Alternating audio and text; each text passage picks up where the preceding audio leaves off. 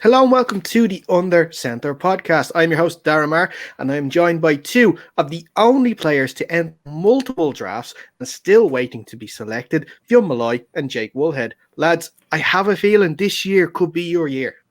Darren, I think this is like deja vu. I think we already done this bit. This is like a Simpsons couch gag that redoes itself. But again, I will be Mr. Irrelevant if somebody wants to pay me $200,000 to get hit by giant men. I'll just do it. I don't mind. I'll take the hit.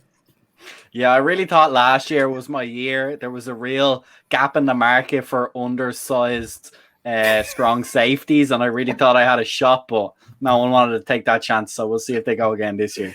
After your excellent season last year? After my Player of the Year winning season. It wasn't even last year. I don't even remember the last time we played football. Yeah, and, you know, being QB2 and Mitch Trubisky took your backup job that you were guaranteed there in Buffalo now as well. Yeah, I mean, I won a game. I was happy with that. I'll take that. I am back in the hot seat this week, lads. You did a great job with your show each last week. Really proud of you. Like a proud parent, and their children now has just gone on to do their own shows. Now I'm going to put you down for contracts that you can't leave this show because you've hosted the show. So I'll make sure of that. But we are back, and this week is a special week because it is draft week. So we said, because it's such a big week, we're going to have a big show, and we have a load of guests here to break down the first round of the NFL draft this week. First of all, we have Midge from the Midge and the Keg NFL podcast. How are you, man? I'm doing good, thanks. Thank you very much. Good to be here, gents. And yeah, like I say, draft week's finally here, and feels like it's been forever counting down, so finally we're now here. But yeah, good to chat on, and yeah, we'll get talking about it. It'll be good. Yeah, excellent. And can't wait to hear what you think about the Falcons now in spot number 4 in a few minutes' time. Also on the show, we have two former guests coming back onto the show. That's Gary Furlong and Noel Dowling from the Irish Bears Twitter page. Guys, you were so good on previous shows. We just had to have you back. Excellent, lads. Good to be here. Appreciate just no one else to ask. Before we get into a bit of draft talk, I'm trying to figure out what's actually going to happen. While that happens, hopefully we can figure. Well, we always try to say figure out, but like when we do mock drafts, but honestly, we don't have a clue. Well, we might have a clue at the first two, but about it. Before we do get into some draft talk, if you are watching us on YouTube, if you can you please like this video and subscribe to the Dynamo Podcast Network. That is where you will get our podcast each and every time we upload a brand new episode. If you prefer the audio version, just do the exact same thing wherever you get your podcasts. Search Dynamo Podcast Network. That's where you'll find the podcast each and every time we upload there as well. So make sure you subscribe to that too, and check out for any and look back at our previous episodes where we've continued our off-season series looking at all 32 teams and what they need to do in this off-season going into the 2021 year. But let's get into the draft and let's start the show properly, because what we're going to do is we're going to look at the first 10 picks in depth, and we're going to we've all done our own mock drafts, and we're going to just give out who we think is going to draft at that position, whether it be a trade or whatnot, and give our reasons why. So we'll start with pick number 1, and I think we are all in agreement that Trevor Lawrence from Clemson is going to be the Jaguars' pick number 1 overall this year's draft. So the question is I have for this one, and Jake, I'll start with you first. Is this the most obvious first round pick since Andrew Luck in 2012? I'm glad I got this pick. This is the easiest one for me to jump right in, because the rest of my my mock draft has been woeful, and you'll see as we go down. But yes, this is the easiest one. I could mortgage my house again on the amount of money I would put into Paddy Power for this pick. Now, if I did that, it would bite me the ass. It would probably be Mac Jones, but I'll stick with Trevor Lawrence for now and say the Jags aren't idiots. They're not the Jets, so they will stick with Trevor Lawrence. I think he's the clear number 1 this year. Is he the clearest number 1 since Luck? I don't know. I feel like Kyler Murray was pretty clear when he came out. I don't even remember. Did he go number 1? I hope he did. But there's been some good he went quarterbacks. Number 1 indeed, sir. There'll be some good quarterbacks now the last few years. So I think if he can live up to Murray, or I presume he'll set his sights a bit higher than that. But if he can have a season like Murray did coming out, I think he'd be pretty happy, Mr. Lawrence. Midge, what do you think? Yeah, I think, definitely for the last few years, like you pointed out, there's obviously been some good quarterbacks come out, but I think he's probably the first comparison to Andrew Luck. That's a lot of what the scouts have been saying, that in what he brings. I mean, one of the first games I actually ever watched him in terms of tape, it was his freshman Alabama tape, the national championship game. And it's just outstanding. Like, the potential is there for him to be great. And I think there's a lot of changes in Jacksonville, and Urban Meyer, I think realistically went to Jacksonville purely just to get Trevor Lawrence. You know what I mean? I don't think he would have gone there any otherwise. It was always going to be Trevor Lawrence. And it's got to turn around at some point, right? The Jags have picked so many quarterbacks, I can't even remember, the amount of times they've picked in the top 5/top 10 picking a quarterback. So it seems like, can it actually be the first time that it changes around? Because I think so. I mean, he's got all the tools there. And Jacksonville, I feel like they're in a good position at the moment if they've got him under center. So it's the obvious pick. Does anybody know where Blake Bortles was drafted? Was he 1 overall? Because that would have been absolutely ridiculous. I think it was top the 5. I believe. Just showed That's just a shock. It was top 5. Those are the quality quarterbacks back then. Number 3. Number 3. Yeah. It's crazy that just a couple of years ago, he was 1 game away from the Super Bowl. And it wasn't even him who let them down. It was the defense. No. Such an infuriating game to watch. Yeah. It was that defense. But Gary, what do you think remember about it fondly Trevor as Lawrence? a Patriots fan. I'll step back off what Midge said. Yeah, I think all of our first encounters with him really on a national stage came against that Alabama game, in that Alabama national championship game.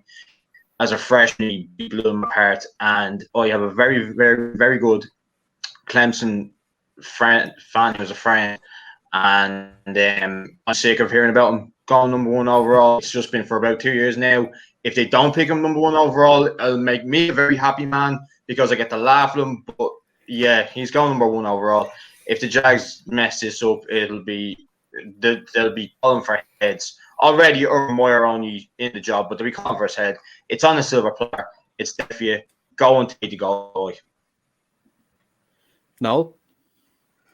Yeah, just going back to what Midge said, I think he's a big reason why Urban Meyer took that job, being able to go in and take him with the number 1 pick. And look, it's the obvious choice. He's a big arm, he's mobile, he's accurate. I mean, look, I like Gardner Minshew, but I don't think he's going to be keeping Lawrence out there. So yeah, it's just the obvious pick. Yeah, definitely. Minshew mania is going to be over in Jacksonville this coming year. Though. It's a pity because he has the mustache. He's got that 70s cool vibe, but he's You've got to love the look. Absolutely. Lawrence, he had the look. He had what Floridan people want in a quarterback. Maybe Trevor Lawrence can grow the mustache. I don't know his ability to do that, but we'll see come November whether he can do that or not. Here's a question, and I'll throw it out to you guys. He's only lost 2 games in college. How long do you give it until he's lost more than 2 games in the NFL? 3 games. Yeah, week 3. Week 3, he'll already. Let's just remember they're still the Jaguars. It might be before the season even starts. He might lose his first 3 preseason games. He won't be playing any of them. No, he has to play them. He has to play them. Yeah, he has to play them all 60 minutes. He's going in on defense as well. Learn the game. Okay, let's move on to pick number 2. His college career sorry. was very just if you're based on the fact he only lost 2 college games, you really have to look at the division they're in as well. And one of the points up, ACC is just there's no real let's be honest, there's no real competition there. Your closest rival in the past 2 years, North Carolina. I mean, you're guaranteed to go to playoffs playoff every year, and that's when you play a good team. So his bad games have come against the good teams. So we'll see what he looks like now when he's playing the best of the best. in the upcoming season. Yeah. Moving on to pick number 2, and it is looking like it's going to be Zach Wilson going to the Jets from BYU. I'll start with you, Fionn, on this one. What do you make of this selection by the Jets? Is Zach Wilson going to be the guy to turn this franchise around?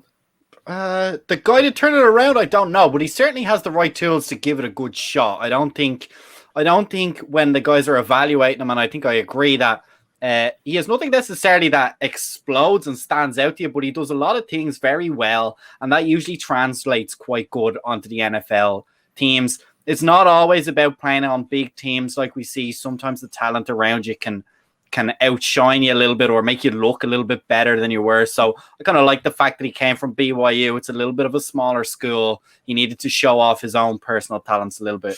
So I think it's a solid choice from the Jets. I think he's clearly the second best quarterback in the draft. And from our chat with the Jets last week, I think they're all going to be pretty happy with, which can be quite difficult for the Jets fans to keep them happy. So I think they're doing something right if they manage to keep them happy on draft day. Yeah, a team with such quarterbacks like Mark Sanchez, the butt fumble king, like this is clearly a head and shoulders above that.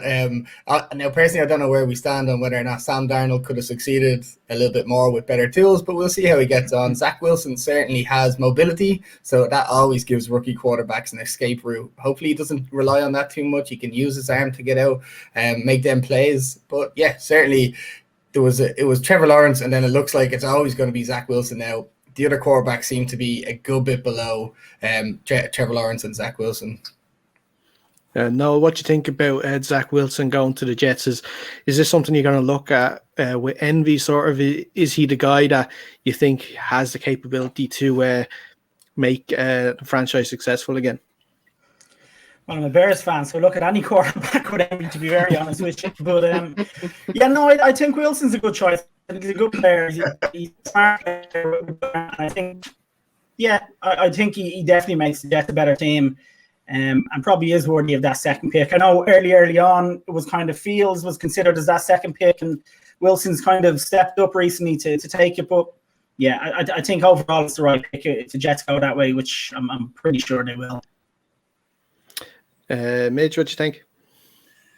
The only thing that concerns me about, I have no issues with Zach Wilson. I think he's got a great arm. He's got great mobility. Like he's definitely the second consensus quarterback in this class. But it's the Jets that concern me. As much as they've got a whole new coaching to change and everything else, the Jets somehow throughout the years always seem to somehow mess it up. And I'd like to hope they think that they've got some capital now for the first time in a while. They've got a brand new head coach, and I really like Robert Saleh. I actually wanted him at the time before Atlanta announced Arthur Smith. So I was a big fan of him coming from San Francisco. So I think the tools will be there. The best thing about this sort of situation for him, if there is any, they're in a big rebuild. They got a lot of holes anyway. So the fact is he will have time to settle his feet a little bit, and there's going to be no pressure next year. I can still see them being in the top 10 in next year's draft. You know, it's not going to be a quick fix, but he's going to have to. If you think he's the franchise guy, it just completely makes sense. I think he's got the tools to do so. So it's an easy pick for New York here.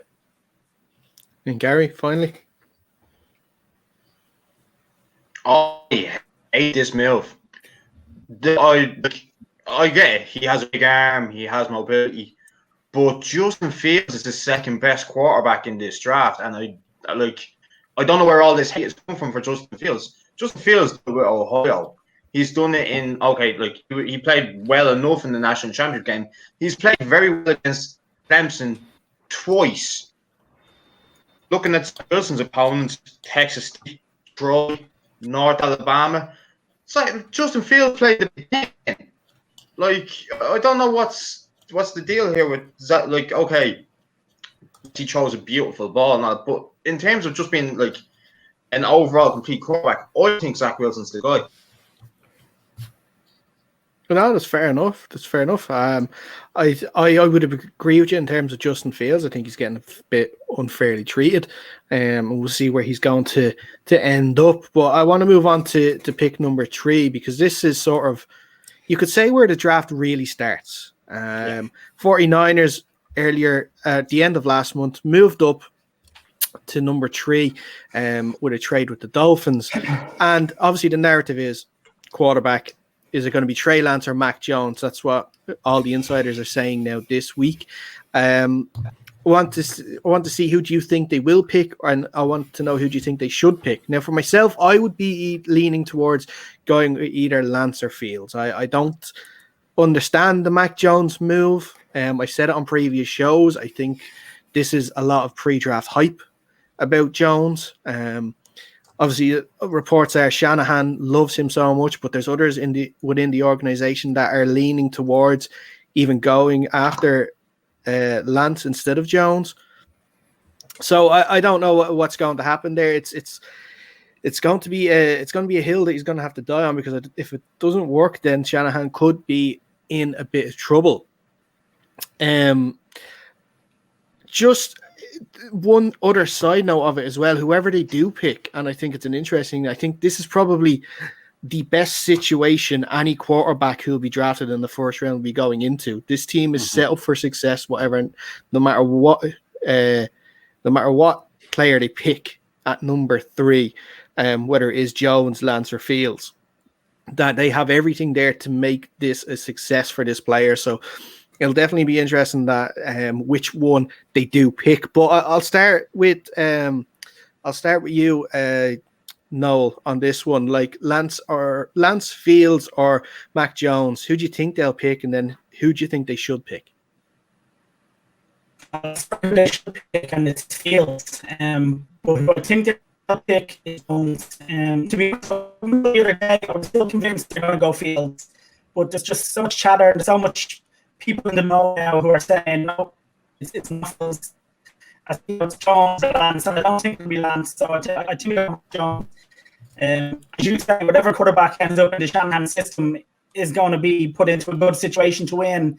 But I don't know, Jones has a shade of Trubisky for me. This, moving up, just that kind of suddenly bursting up and moving into everyone's view. No, I mean, as I say, Fields it should be, I think, but Jones, I think it will be. I thought I would have a lot of pushback on this as well, because I think the whole Jones thing is just a bit of smokescreen. They don't want the Jets doing Jets things and saying, "Oh, you want Fields? Then we'll take Fields." I think the Jones thing is just they don't want them. Now, having said that, they, like as you said there, the 49ers are going to be the most easy team to walk into and be productive as a quarterback, just running that Shanahan system. So even if it was Mr. McCorkle, Mac Jones, he could be successful. He probably would be the most productive quarterback initially in the league, but I don't think he's not the guy. I think it is Justin Fields. He has a lot more benefits. Gary, you had him as your second quarterback there in the draft. I think he's going to the 49ers. Mac Jones is dropping way further than we all think. I couldn't disagree more. I think it's Mac Jones. And I think it's Mac Jones because he fits. You're all forgetting. You all want to look at the flash and the razzmatazz of Fields running around and all this stuff. But Mac Jones does what the 49ers needed him to do. He's got a good head on him. He's going to make sure they're in the right play. He's going to hand the ball off like 60% of the time. And he's going to manage the game very well. And when he turns around, he's going to deliver an accurate ball. The Tennessee Titans don't need a flashy guy at quarterback. They have Ryan Tannehill, and he does the job exactly the way they need him to. It's the same story in the 49ers. That's why I think they go for Wilson. They don't need the guy running around in the backfield. Jones. I think they go for Mac Jones because I don't think they need all that flash of any of the other guys. I think it's a good choice. Fiona, I was going to say they could have drafted you if they just wanted somebody to hand off, but then you said I'll do it. They said they delivered an accurate pass, and that was just not your style of quarterback. Over 5 yards, 10 yards maybe, but usually the guys are much further than that. So, Midge, what do you think about the 49ers at 3? Who do you think they're going to go with? I mean, I've been so back and forth. So my recent mock draft, other than the one that we done collab wise, I actually had Justin Fields, but then the day after there was obviously this big announcement that obviously the Niners were having this press conference, and then it was basically said that Trey Lance is back in the conversation more than Fields. If I had to pick, my gut's telling me there's going to be a wrench in there, and it will be Mac Jones. And I agree with Theon a little bit, because I feel like you've got to remember with Shanahan's system is going to be successful for whoever steps in, even Trey Lance, and that everyone is expecting Trey Lance to sit behind for a year because they feel like he needs to sit and learn learn the system rather than be chucked in straight away. The only thing apparently a knock on with Fields is apparently there's a few character concerns that I actually recently heard literally just before we come on the show. But that's the only reason. I mean, it could still be either three. My gut's telling me it's Mac Jones, but if I do feel like that Fields is getting pushed out the conversation. He's definitely in that conversation. It could be any of those three. So it's really hard for me to consensually pick. 'Cause even though I pick Fields, it seems very up in the air. And look, Shanahan and even John Lynch himself, they're going to keep the cards close to their chest. I mean, he's already stated that they reckon they could take 5 players at 3. You know, like they're happy with the 5 graded players they've got. So it could be anyone. But I feel like if I had to do it again, it feels like it wouldn't shock me if it's Mac Jones or you know, any of them. But I do think that I would like Fields there. I think Fields would be amazing in San Francisco. I could just picture him in that the Niners uniform, just running havoc. And obviously, like we said, Shanahan's system is set up for success for any quarterback. So, but consensus, I think at the moment, I would lean a little bit toward Mac Jones as well. Yeah. Well, just on my point of view, because I'm in a very weird situation now as a Seahawks fan. I get to sit back this Thursday and just relax, kick my feet up, and not worry about any pick. Well, this is the only pick I might be worried about. To pick Mac Jones, I am happy out because I think that it's not. I don't think it is the right pick. I'd be more worried if they did pick up Justin Fields or Trey Lance. But to have Mac Jones there, not that mobile of a quarterback, you get at him, he will panic in the pocket if it's closing in on him. So absolute hearsay. You don't know what you're talking about, Fionn. You don't know what a quarterback is in the football team. Plays now. We're saying he's going to get sacked left, right, Hang on a minute, before he's even held a football. What is Fionn, this? I'll give you a little spoiler alert. In my mock draft, Jones goes to the football team. I don't want them. No, I do want them a little bit. No, I'll take them. 19, that'd be good value. You're building him up, and then we offer him to you on a plate in Jake's. Yeah, I'd take him. I'd definitely No. take that for sure. But Gary, before we move on, what do you think about the 49ers at 3? I am against no goodwill here going to agree with Fionn. It's Mac Jones. They're going to take Mac Jones. He doesn't. I completely agree. He doesn't have to be flashed. Look at the offense he had at Alabama.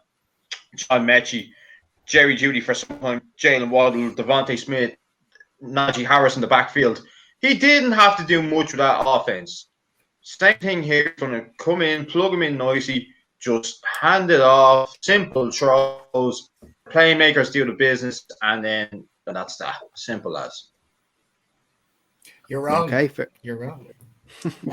Jake, I know they're wrong, but just let them have this. Let them think. Anytime a Giants fan is disagreeing with you, usually means you're in a good spot, to be honest with you. Especially over quarterback. Yeah. I'm going to focus. All right, let's move on to the next few picks. And an interesting stat about the next 6 picks. 4 of the next 6 teams are being run by rookie GMs. And 2 of those teams have rookie head coaches too. So this is going to be very interesting because we won't have sort of a history on these guys to go off of to figure out what sort of players they're going to be looking for now in the draft. So it could be anyone. But let's start with the Falcons, who do have a brand new GM and a brand new coach. And I am Midge, because you are the Falcons fan, I'll let you start there. What are you thinking the Falcons are going to be doing it for? So, like I talked to you boys a little bit before, I actually wrote a little article on it, so hopefully that'll be released tomorrow. I'll, just to put it all out there, so that'll probably be released on our page at some point. But I've gone through back and forth and thought of, I try not to get too passionate and go, right, what, I know what I would like to do, but I've got to think realistically of what the new front office and back office will do, because there's a new regime and there's chances are that is going to be in time for change.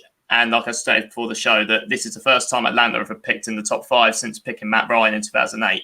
Now, they don't plan on being in the top 5 again. Obviously, no team does. But for me, it makes more. I've looked at every option. I'm not absolutely diabolically against a quarterback, but I do still believe we've got a chance with Matt Ryan. That I pointed out, there's a amount of quarterbacks that a lot of teams would still take Matt Ryan. And Matt Ryan hasn't always been the problem. We've had a terrible defense for God knows how long. Especially against the pass, it's been horrendous. So for me, if there is a potential trade suitor, I know New England is apparently trying to push up more upfield, apparently for Justin Fields. Denver's obviously a big trade option. They like both Lance and Fields as well. So I hope that they trigger it and we trade back. That's what I really want.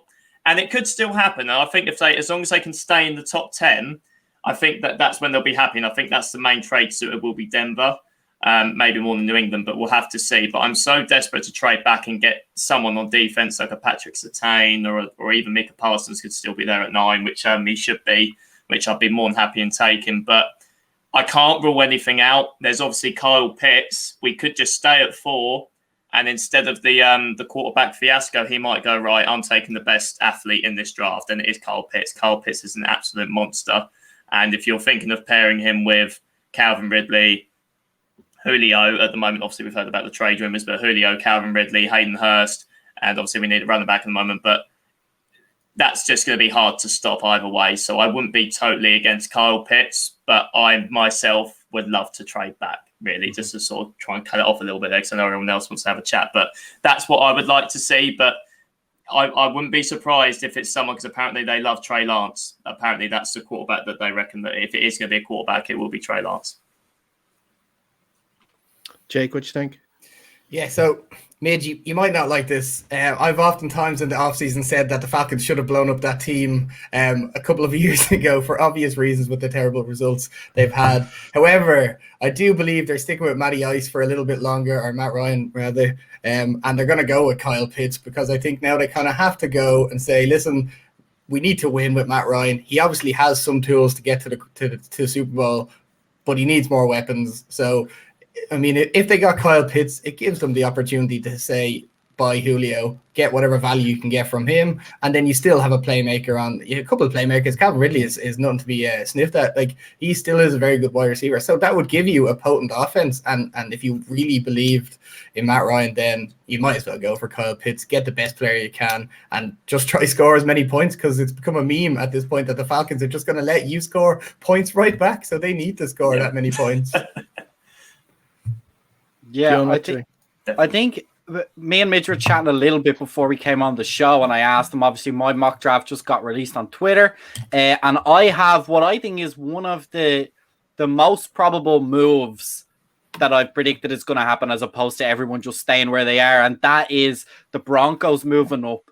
As Midge said, they are very high on Justin Fields, who in my mock draft is still on the board, with the 49ers taking Mac Jones. I think it's a great decision for the Falcons. They stay inside the top 10. They have their pick of the defensive players. As far as I'm concerned, it'll be all offense up until it reaches them down at number 9 anyway. So they'll still probably have 90% of their slated players that they would like to take still available.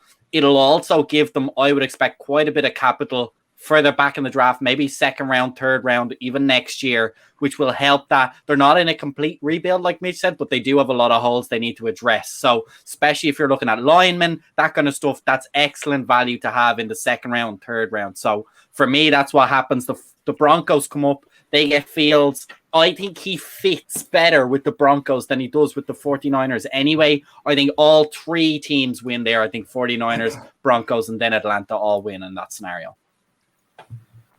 Gary, what you think?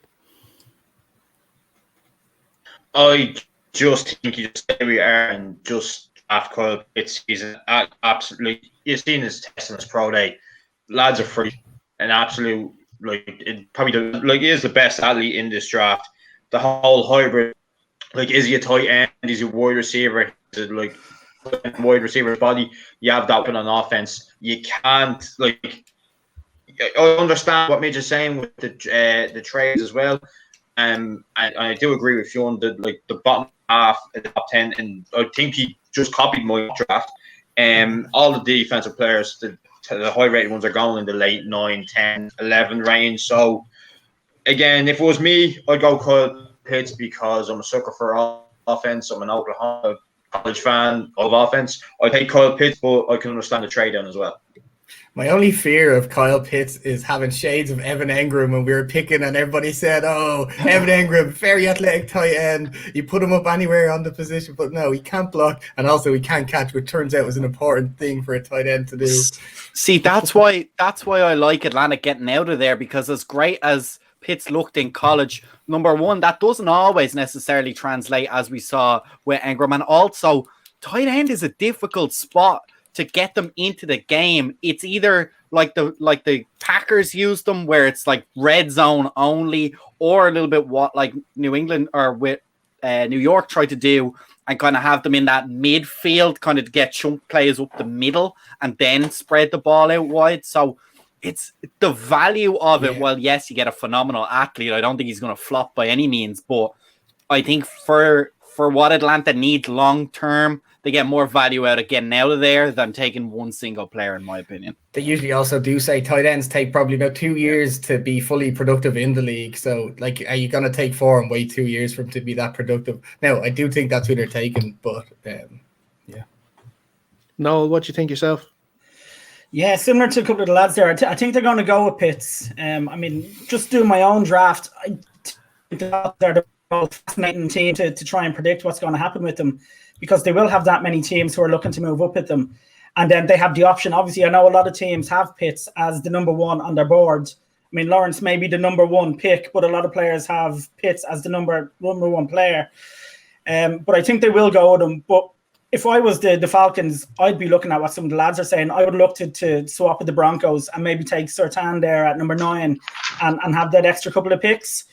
I think that would be a smart move. But I just think they you know, being talked up, he is a phenomenal athlete, and he's a great player. So will that translate to the NFL? Well, sure, time will tell. But yeah, I think that's the way they'll go in the end. Yeah, I said they're going to stick, and they're going to go with Pitts as well.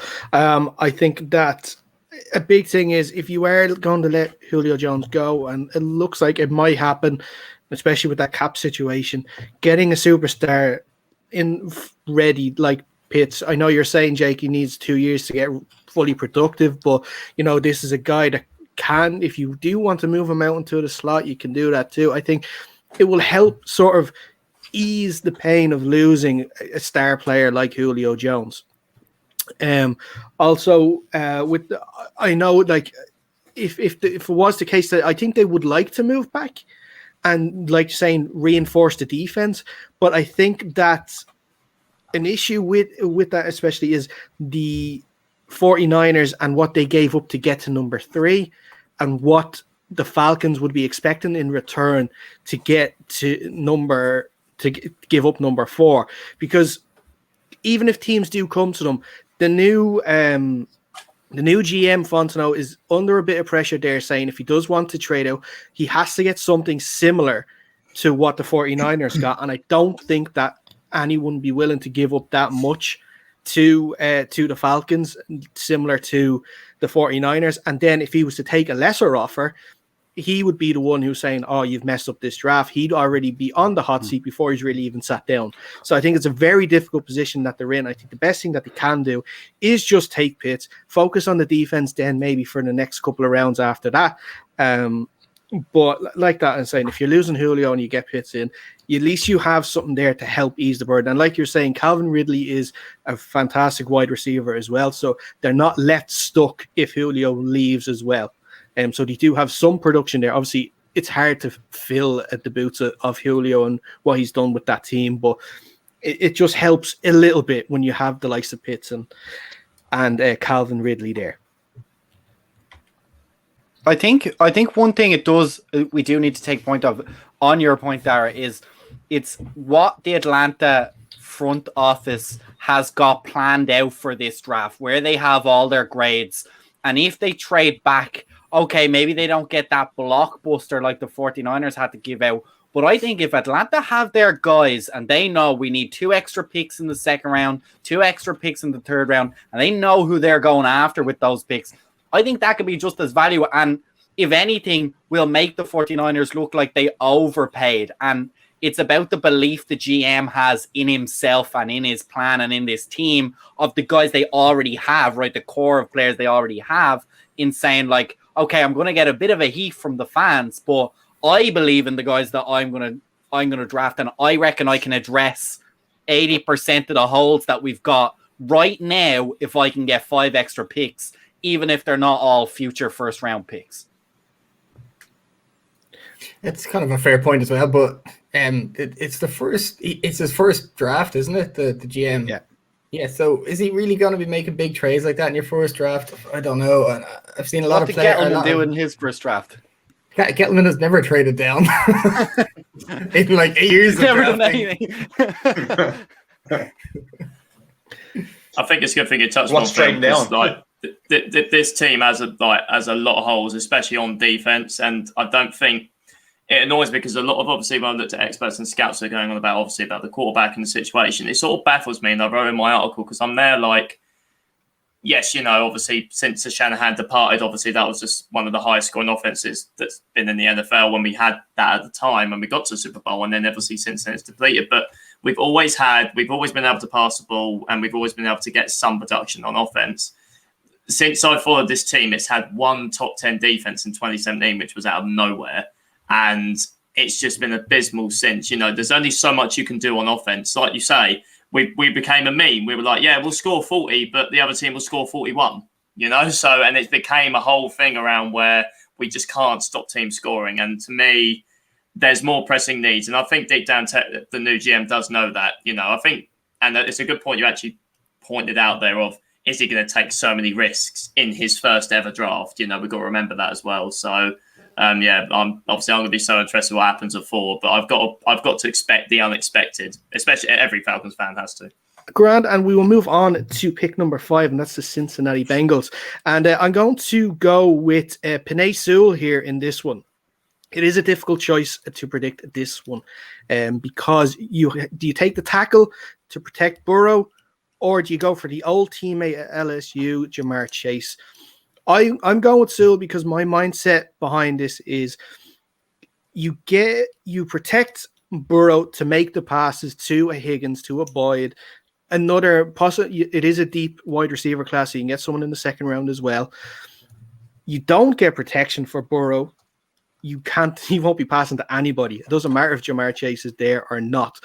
And it was interesting because I saw a meme when the Bengals uniforms were released last week, and it was show me your QB needs protection without showing me your QB needs protection. And it was that picture of Joey Burrow sitting on the throne and that big scar on his knee. That just shows that. From there, I was just like, you have to get first pick. You have to get someone to protect him, and that is the best lineman that there is available. And I think, and that is Penei Sewell. Yeah, I think really, even if you have gotten if you've gotten a trade offer, you probably need to stay there and pick Penei Sewell, because we've seen what happened with bad protection for Joe Burrow. It was horrible. He needs the protection. If he's the guy that you want him, you picked him first overall last year, you want him to be on your team for 15 years, you need to protect the guy. He's got T. Higgins, got Tyler Boyd, like you said, Joe Mixon in the backfield. It's strong enough offense. You don't need Jamar Chase. You do need Penei Sewell. Yeah. It's a perfect analysis from Jake. It's not about raw ability, it's about what's the added value to your team, right? And that tackle gives you much more added value than another star receiver. It doesn't quite translate. So yeah, I think they have to go tackle here. Excellent. So let's move on to pick number 6. And Jake, I'm going to let you tell us, who did you go for number 6 with the Dolphins? I went with Jamar Chase in this one. I feel like this was an obvious pick for the Dolphins. When they traded back into 6, this is what I feel is their plan, because they have Tua. Well, maybe they don't know what they have in Tua, but you certainly picked them high enough last year that you need to put good, productive weapons around him. You need to show whether or not he can handle having big receivers, having fast players. Can he be the guy? And this is the chance that they have to do that. They traded back in, but still maintained a lot of draft capital. So this is an excellent choice for them, I think. Yeah, I went for Kyle Pitts here for Miami. Just it's essentially the same decision, right? On my board, he's still there, but I think me and Jake essentially agree. You take the best weapon still available and you add him in to try and give Tua a little bit of extra firepower for next season. He already has a good tight end there, and was it Gesicki? Yeah, he's a very good tight end, but I mean, again, you need to fill players around him when you've got a more fuller team and that many picks to pick from. They need to go with the elite guy. Yeah, guys, everyone else pretty much in agreement with Jamar Chase? Yeah, that's what I had going there as well. Yeah. Yeah. It's So Chase. Jamar Chase. Like. Yeah, it's probably the top wide receiver on the board available there. But let's move on to pick number 7, and that is the Detroit Lions with a brand new coach, knee biter, than Mr. Campbell. Fionn, who are you picking if you are Lions GM? Probably a bad time to throw to me because I'm picking Jamar Chase because he's still available. He's still available on my board. Again, I think you can rotate through the guys, right? One of those star wide receivers, whoever you've got graded high, whether Chase is still there, Devontae Smith, maybe even Waddle as well. One of those guys I can really see. The Lions are one of those teams, they need a lot, in my opinion, and so they take the best player available, whoever that is at the time. My one I picked was Patrick Surtain, the cornerback, because I feel like the Lions, again, like the Falcons, have one of those memeable defenses. They were, I think, 31st in passing defense last year, so they need to up that. And they had that first pick, I can't remember the quarterback's name that they picked last season.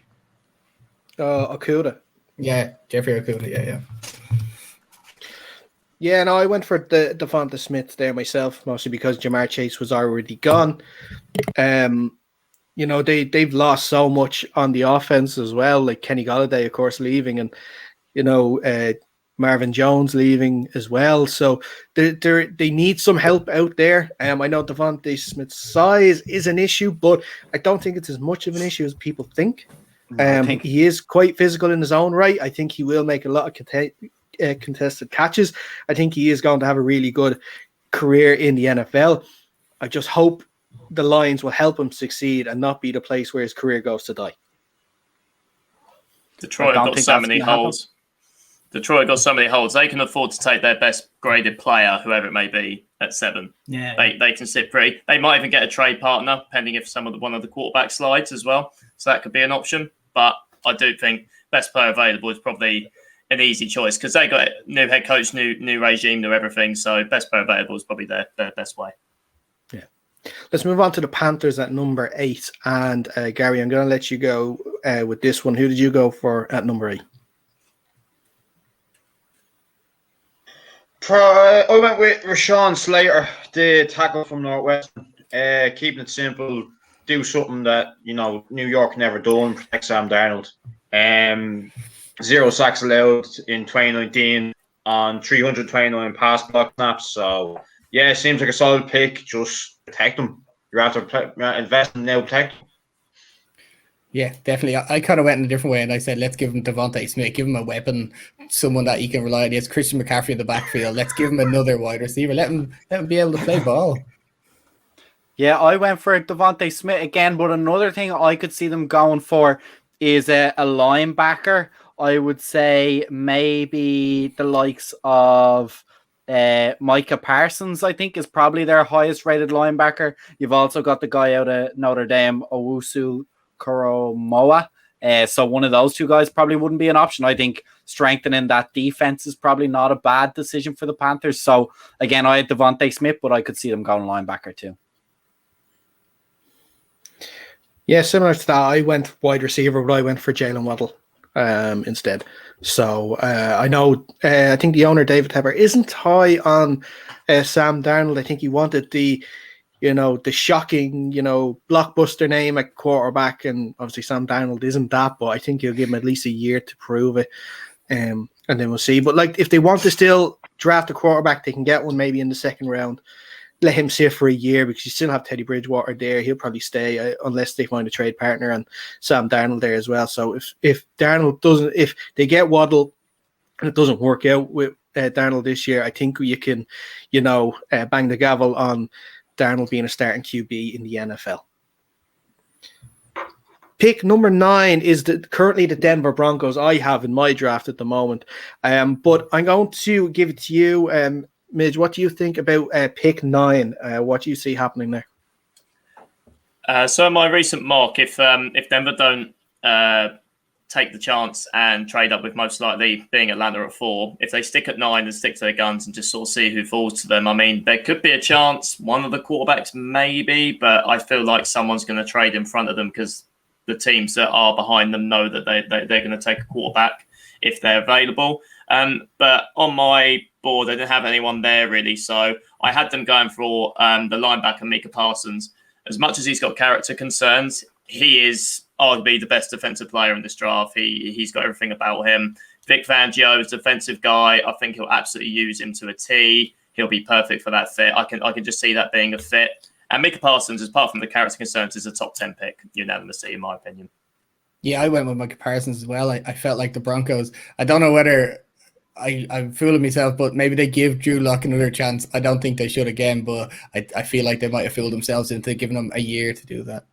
Yeah, just for me, this is where the Falcons end up on mine when they get out of there. So for me, they take Surtain. He's still on my board. I think that's pretty clear. Midge had said pretty much the same thing. It's a hole. He's a great cornerback. Shows a good physicality.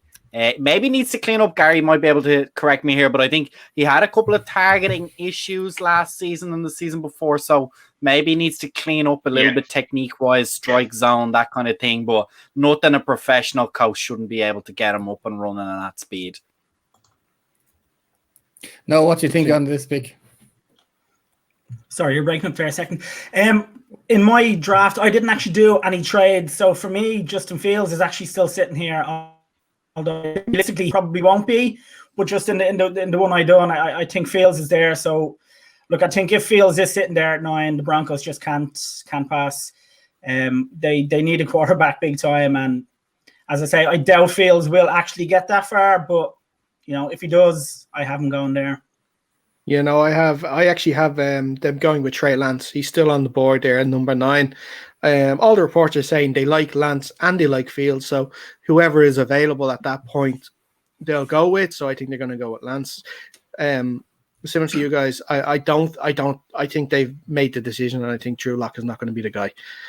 So going with a new QB, Lance offers obviously a lot different, so many different things compared to Lock, and the fact that he can run with the ball as well is something that they can try and sort of emulate, sort of similar to the Ravens and stuff like that, sort of the way the league is going at the moment. Let's look at pick number 10, and that's currently at the moment is the Dallas Cowboys. And Noel, I'm going to let you go with this one. Who did you have picking at number 10? Well, I still have Patrick Surtain sitting on my board there, and I think the Cowboys just don't pass him up. I think he's probably the best corner in he's the best corner in the draft. And quite frankly, I think Jerry Jones would love him. So I have Surtain still there, so I have the Cowboys taking him. Guys, this is one of my biggest moves, my kind of wildest moves. I want to see what you guys think about it. So I have the Patriots moving up to the Cowboys spot, trading up. I think 2 things make that happen. One, Jones is not going to take like the Falcons will and think strategically about this. He wants mega value. He's from Texas. Everything has to be big. So he's going to want a lot of picks. The Patriots have a lot of picks this year. They have a ton of picks in this year's draft. I can see them getting rid of a lot of those to go up, and I reckon they move up. I don't know what they're going to have to offer them, but the Cowboys are going to get a whole heap of picks out of them. Luckily, they're a dumpster fire, so they'll probably pick useless players all over the place. So, Jake, we don't need to be worried. But I think the Patriots come up and they grab Trey Lance. He's the last quarterback on my board, and I reckon that's all 5 of the big-name quarterbacks gone in the top 10 of this year's draft. I like the trading away, but I'm kind of thinking if it lands the Cowboys and Trey Lance is still there, let's see, the Giants aren't taking a quarterback. The Eagles might do. Then there's the Chargers, the Vikings possibly, and then it's the Patriots as well. So it depends how the Eagles feel about. I I think for me as well, it's not necessarily who's in between them. It's the other people sitting right behind the Washington, some other guys that are there that maybe even you could say the Raiders might want to take a quarterback if they decide they want to put a bit of pressure on Carr. So for me, it's one of those moves we see every so often. It's not necessarily the value of moving up to jump the guys ahead of you. It's to get ahead of the line, more of the guys behind you, and make sure no one else can trade up. That's fair. I did put Waddle down. I feel like the Cowboys, Jerry Jones wants to go all in on Dak Prescott. He needs even more weapons than Amari Cooper, than Ezekiel Elliott. He'll ignore the offensive line to give all them weapons for Dak. It's interesting. I actually went for defense as well with the Cowboys. They're going to stay in the pick, but I actually went with JC Horn. I thought his actual personality and stuff, I think that's something that Jerry Jones is going to be attracted to. And I think that's why who I have them picking when they fall down. So we agree on that one there. Yeah. I do think probably Patrick Surtain is the better cornerback, but I don't. You just know Jerry Jones. Jerry Jones doesn't go by like what other people think is better. He'll just do whatever he wants. He might still be on his yacht doing picks there this year as well. He hasn't left it yet, so I'm gonna go with JC Horn on that one. But let's look at some other notable mentions from the rest of the draft, guys. And I want you to sort of give us, we'll go around once, maybe twice if we have the time, and I want you to give me sort of one notable standout pick or trade in the next few picks that you think is going to happen on Thursday. So I'll start it off, and I'm going to start with the Patriots, and I think the Patriots are actually going to trade up as well. I think they're going to trade with the Eagles to get Justin Fields. So they're going to move from 15 to 12. Because in my board, Justin Fields is actually still there, strangely enough. And I think the Eagles with their pick at 15 are going to get Mika Parsons as well. Do you think they would do an in-division trade? Do you think you'd help out your division rivals with a trade? I said the Patriots. I thought you were on Cowboys still. My bad. No. Certainly not going to trade with the Cowboys. That's for sure. No, definitely not. But Jake, I'll go to you next. One notable mention for the rest of your draft. Well, okay, in my mock draft, I had 0 trades because every time I started putting in a trade, I realized I was giving horrific value. I'm so bad at judging whether or not you should give up 2 firsts to move up 10. I don't know. I was going mad with the trades anyway. So I went and picked, similar to you, Patriots. I had Trey Lance falling to them that far down at whatever, 15. And then I had Mac Jones falling to 19 for the football team. I think he's a smokescreen. I think he's going to fall. I have one thing that might make Noel happy. I have Rashad Bateman falling to them at wide receiver. I think you guys should be pretty happy with him. And just in case we don't get around, I do have a hot take for this draft.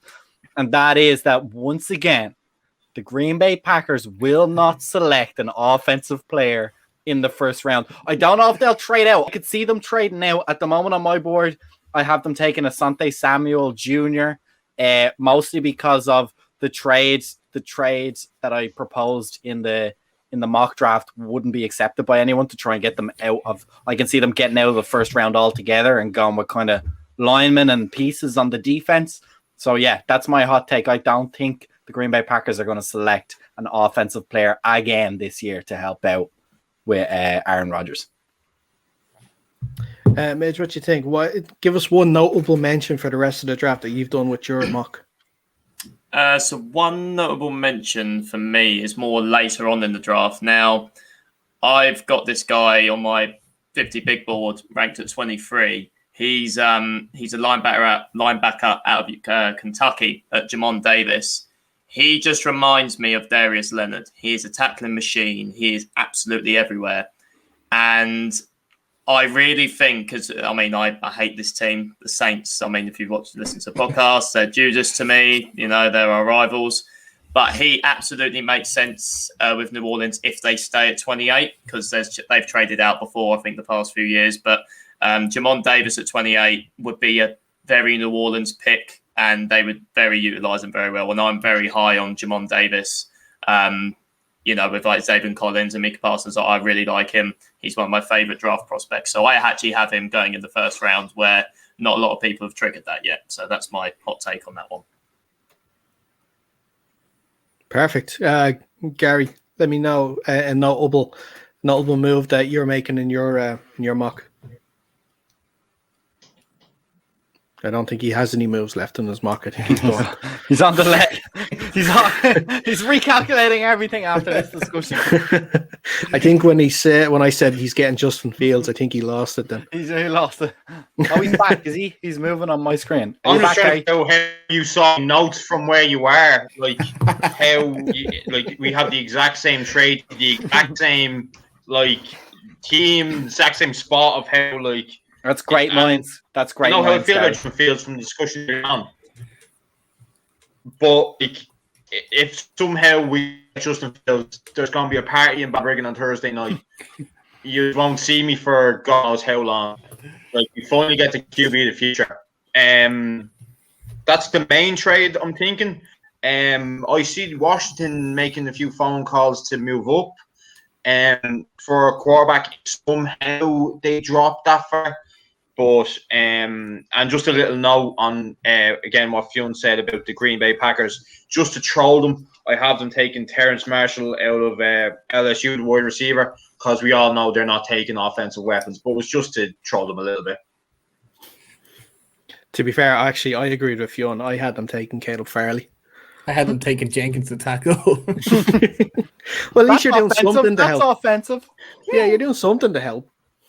You might catch a little tight end dump or something on the jumbo package, maybe. I just think there's too, like we've touched on before, there's just too much weapons in wide receiver to take one towards the end of the first round. They're going to be sitting there at the end of the second round. Take the best value that you need at that position. I don't. The wide receivers are overvalued at that point. Yeah. Noel, let me know. Do you have any surprising, notable draft choices or trades? But I actually went. I have Jenkins going to the Bears at 20, but the way it works out in reality, I'm thinking if any of the backs do slide a bit, any of the Fields or even Mac, if he doesn't go there, if any of them slide, I watch the Bears because Ryan Pace has shown that he likes trying a draft. I think he's probably tried it up in every draft in the last 5 years or something. I need to check. I think it's so anyway, I think he's ready to give up all to try and get up and get one of them. So it could be watching. It could be a very interesting draft for the Bears if I hope for your sake, Noel, that they do trade up and get yourself a quarterback, because I don't think I can watch Andy Dalton trot out there for so much more longer. And with how smug my Packers friends are, I just can't have it. I just couldn't have it. Jake, I have a quick question for you. You're probably looking at Dalton start for you anyway. Yeah, probably. If you want question, I have a quick question for you. You're a betting man, as we know on this a questionable betting man. But yes, very questionable. What do you think of a bet of 5 cornerbacks to go in the first round? That's a lot of cornerbacks in my memory. They don't always go first rounders. So what's the bet here? You're saying that there will be. I'm asking you like Paddy Power. I'm not putting any money on this. I'm saying Paddy Power have an over under and it's 5. I'm going under. You're going under. Interesting. Yes. Interesting. I think it's going to be an offensive first round. I have 5 in my mock draft. Here's one. Do any running backs go in the first round? No. Najee Harris, maybe if somebody wants to go up to him. Who takes him though? Who takes him?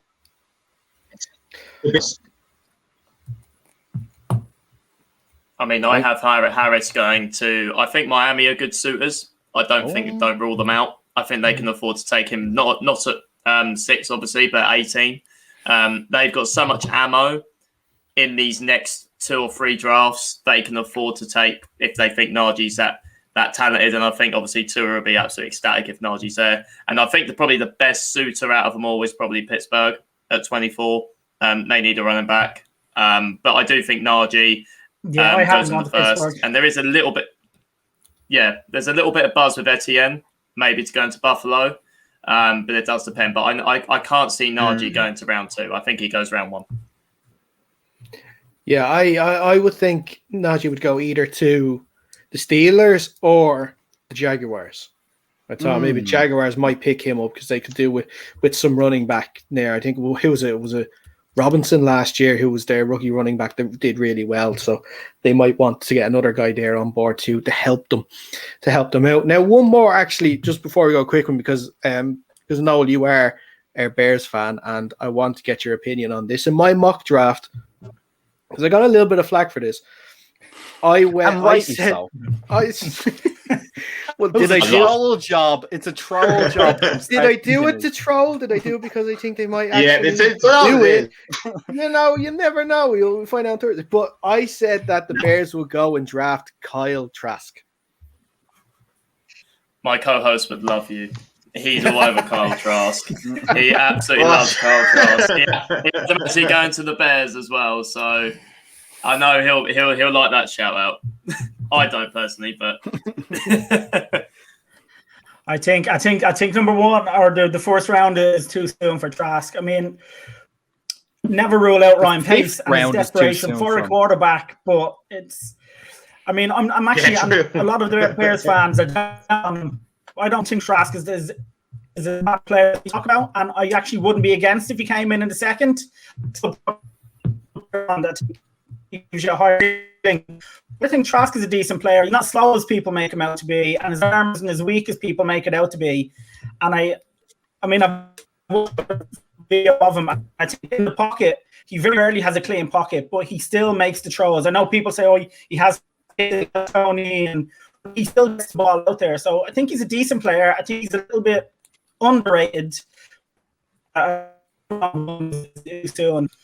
think ordinarily you'd be looking at 3 or 4, but given the strange season it is for quarterbacks, I wouldn't be surprised too. So, Noel, who do you have going to the Bears? Just before we finish, because we haven't actually touched on that. In round 1? Yeah. Yeah, Jenkins in tackle. That makes sense. The Bears. Yeah, the Bears have really bad offensive line, as we all know. So it would certainly help out my dynasty team had the Bears have a better offensive line. Why? Do you have Montgomery as your running back? David Montgomery. Blame Connor. Connor made me trade for David Montgomery. We hadn't got a running back. We still have a terrible team. So that's fair enough. Well, look, I think that's a good place. No, Darren. Fionn, how confident are you in your 5 cornerback analysis in the first round? Well, I'll give you. Oh, we're not doing odds now, Jesus, because I didn't get odds on my terrible bet that I forced upon you. I wasn't going to do odds. I'll put. We go to pitcher. Put a pitcher on. Okay, go ahead. Okay, you can win your pitcher back. Yeah. Well, see, I'm kind of in the middle. In my mock draft, I have exactly 5 going. That's what I'm saying. 5 or more. Yeah, I have under 5. You have 5 or more. But hold on, that's much better for you. So if I win, you owe me 2 pitchers. That seems fair. Anything under 5, you win. So that means yeah. But hang on, we also haven't played the season, so we don't know if the Giants are going to sweep the football team yet. So 2 pitchers. It's 2 pitchers if you want in. No, I'm not doing 2 pitchers. I can't 2 to 1. Pay 3 pitchers. You don't know how many pitchers already owe to people. I'm terrible at this gambling thing. One pitcher is all I'm giving you if you win it. That's a terrible bet for me then. It's 5 picks, and you only have to get less than. That's okay. Matters. We'll split a pitcher. You just be confident in your pick. That's all I'm saying. See, unlike you, Jack, I don't just run into bets willy-nilly, start throwing money around. I try and get good odds, Gamble first, think later. Everybody knows it. Okay. Just to let you know, this show does not endorse betting, especially bad betting by these two. This guy does go. This guy. So, Fiona, are we 1 pitcher or no pitchers? Are we not doing the bet? Or are we doing the bet? Yeah, we'll do the bet. It's a bad deal, but your deal on the other side is bad as well. So we'll call it a pitcher. Yeah. Cool. Okay, perfect. So 1 pitcher bet for over Or five Five or or over. over. Five Or or actually, over. aren't we trying to get a Guinness sponsorship? We should do like a 6-pack of Guinness. Oh, don't worry. It's been right here all day. Guys, I'm still waiting on that DM. You can send it anytime. DMs are open. DMs are open. You can supply the pictures. It's slide for right this in. bet. There we God, go. This nobody wants a picture of Guinness. Come on. It pictures beautifully. Delicious. Stop! You can't say it now. We just lost a sponsorship. No, but I'll drink 5 pints of Guinness, but I won't have a picture of Guinness in front of me. That's doing an injustice. But anyway, before we start turning into a beer podcast, I think we're going to wrap it up there. Before we go, Midge, where can anyone listening find your podcast? So we are on a lot of platforms. So the major ones being Spotify, Apple Podcasts. These are I think we've got 9 platforms in total. If you look on our pages on Instagram, which is at MKNFL Podcast, and we are also on Twitter at Keg Midge as well. So if you guys check that out, and like I say, we've got a lot of content like you guys have been for the drafts and stuff. So we've got a lot coming up this week. So and even a live stream on Thursday night. So that's where you can find us. Excellent stuff. Excellent stuff. And Noel, where can Bears fans find you there on Twitter? They'll find me there at the Irish Bears 1. Excellent stuff. Excellent stuff. And guys, make sure if you are watching us on YouTube, can you please like this video and subscribe to the Dynamo Podcast Network. That is where you'll find our podcast each and every time we upload a new one. Also, the exact same way for the audio version too. Just search Dynamo Podcast Network wherever you get your podcasts, and you will find us there. So make sure you follow and subscribe too. Midge, Gary, Noel, thanks so much for coming on today. I hope you guys enjoyed the draft. Thanks a lot. Thank you very much. Really enjoyed it. Thanks for having me. No problem. No problem. If you are watching the draft live on Thursday, you have a plethora of options to go on, because if you want, you can tune in to Midge and the Kegs live stream, like he was just saying there. So follow their socials to be kept up to date. If you want to, also you can go to the Irish Bear Show on YouTube on Thursday, because we will be part of that live stream too, giving our instant reactions as the picks come in. So we're really looking forward to that too. But until then, stay safe, and we will speak to you after the draft.